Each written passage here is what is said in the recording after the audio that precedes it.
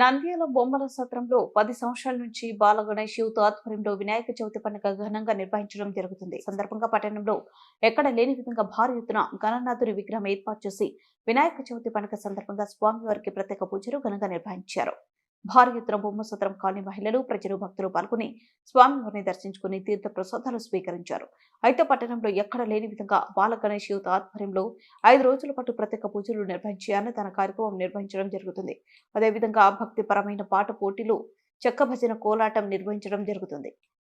గత కొన్ని సంవత్సరాల నుంచి బొమ్మల సత్రంలో బాల గణేష్ యూత్ ఆధ్వర్యంలో చెక్క భజన, దసరా వేషాలు పోటీలు నిర్వహించడం జరిగింది. అదేవిధంగా ఈ సంవత్సరం 9వ తేదీ మైదుకూరు నుండి కోలాటం భారీ ఎత్తున నిర్వహించడం జరుగుతుంది.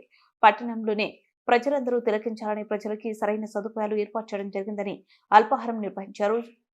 అదేవిధంగా గణేష్ మహారాజ్ ని దర్శించుకుని తీర్థ ప్రసాదాలు స్వీకరించాలని కమిటీ సభ్యులు తెలిపారు.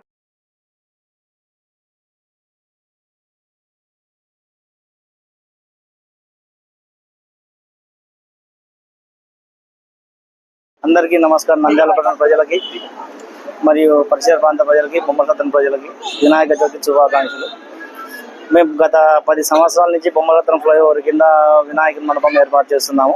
అందులో భాగంగా 3వ రోజు అంటే 3 సంవత్సరాల నుంచి మేము ఒక సంవత్సరం చెక్క భజన, ఒక సంవత్సరము దసరా వేషాలు, అలానే ఈ సంవత్సరం కూడా సాంస్కృతిక కార్యక్రమాలు అంతరించిపోకుండా ఏదో దానిలో భాగంగా ఈ సంవత్సరం 3వ రోజు అంటే 9వ తారీఖు సాయంత్రం 6 గంటలకి మైదుకూరు వారిచే కోలాట కార్యక్రమం ఏర్పాటు చేసినాము. ప్రజలందరూ తిలకించి ఆశీర్వదించవలసిందిగా కోరడమైనది. నమస్కారం. ఈరోజు మన బొమ్మల సత్రం బాల గణేష్ యూత్ తరఫున గత 10 సంవత్సరాల నుండి గణేష్ విగ్రహం పెట్టడం జరుగుతుంది. అందులో భాగంగా ఈసారి 15 అడుగుల విగ్రహాన్ని పెట్టి బొమ్మల సత్రంలోనే ఒక తలమానికంగా పెట్టుకోవడం లాగా ఉంది. చుట్టుపక్కల ఉన్న బొమ్మల సత్రం వాసులంతా ఇక్కడికి వస్తున్నారు.